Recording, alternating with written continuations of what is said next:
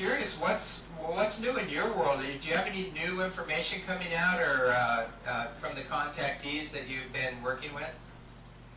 Well, I think the new in terms of what I'm finding really valuable is not just the families having encounters, but the children, and what the children are telling me about their encounters and why they're here, James. And when you've got a 9-year-old coming out with some of the star languages and telling her mother that she's here to help her family wake up and that she can heal water by speaking to it in one of these languages, then you realize that this, they're here. The new ones are here, what I call the new humans are here.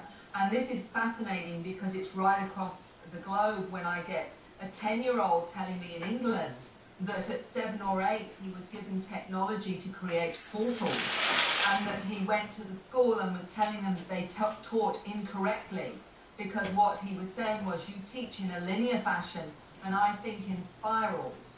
And then proceeded to say that he was the son of the sun. In other words, he comes through, he tells me, a portal in the sun from where he comes from, which is how he described it. These are what young children are actually saying to their parents now, which to me is just incredibly useful in terms of understanding how everything is changing. Mm-hmm.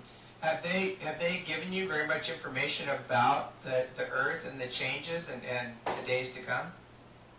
Well, the little 9-year-old from Northern Europe told her mother that everything is shifting in the next 5 years, and she mentioned from 2012 to 2017. Mm-hmm. And she said there are going to be a lot of changes, and some of them are going to be quite challenging, but she was saying that the purpose of the new children coming in is to be teachers, that they are going to help with this shift, and that although they're only young in terms of biologically, that they are going to be very, very aware souls and are going to help us with whatever that transition is going to be, and that we have to listen to the children. Mm-hmm. This is what she said, that unfortunately a lot of adults don't listen to us. And she actually made a funny comment. She said to her mum, who was translating it into English, she said, Mary has big ears, and her mother laughed and said, well, the reason, what she's meaning is Mary is listening to us, and lots of adults don't listen to us, which I was glad to hear.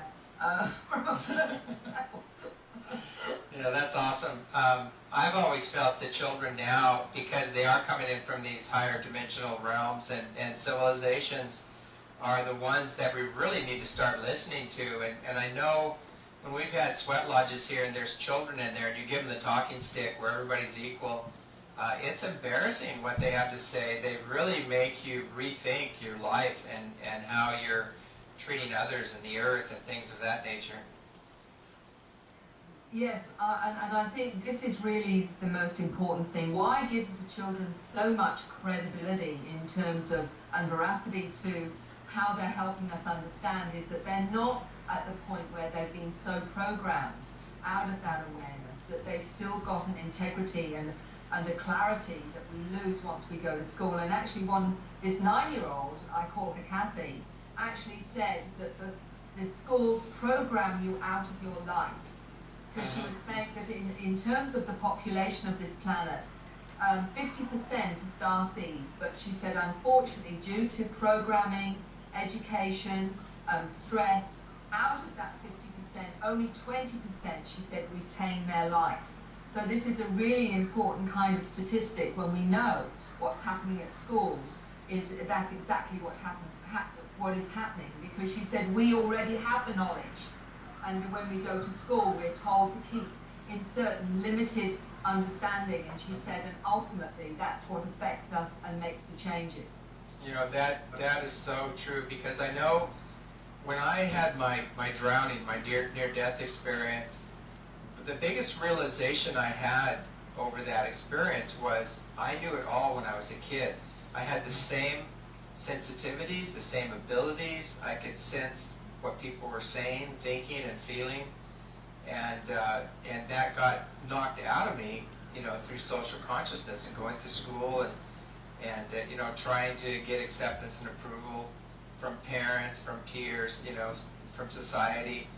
and shutting down all those things because they aren't acceptable in the mainstream society. What saddens me, James, more than anything, is when you've got, and I have a little family here with a little 8-year-old, well, little in the sense that he's biologically only 8, who tells me that he goes up on the craft regularly, that his family is the manta being, and that he actually goes and visits the manta, and they are his real family. He's got his human family to look after him. And he said to me, when he was telling about the fact that he goes up on the craft, that he talks about the blue beings that do a yearly medical exam, and he goes and learns about black holes, that he uses his mind to create things with other humans on the craft, that he communicates with animals and knows what they feel, and he said, I'm here to help humans understand animals, for example, all these kinds of things. But the sad thing was that he also said to me, so you mean I'm not crazy? Now when an 8-year-old is questioning their sanity, then I become absolutely disturbed, because if we've got young people questioning whether or not they're sane or not, even 8 years old, we have to change this. We have to change and really understand now that we've got these amazing children coming now and needing to be accepted and helped to understand, to help us understand what's actually happening with them so that we can support them with what they're going to help us with. Yeah, I think definitely